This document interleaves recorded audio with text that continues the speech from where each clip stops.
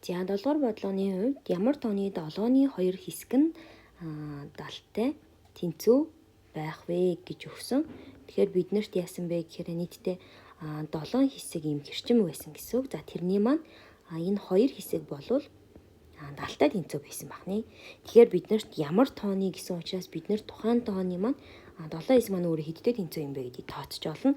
Тэгэхээр 2 хэсэг далтай тэнцүү юм бол энэ өгөгдлийг ашиглаад бид нар нэг хэсэг хэдтэй тэнцүү вэ гэхээр 35-тай тэнцүү гэж нэг хэсгийг олчиж болж байна. За энэ чэнээсээ уг тоогоо буюу 7 хэсэг маань нийтдээ хэдтэй тэнцүү вэ гэд 245 буюу хариулт гарч иж байгаа бахны.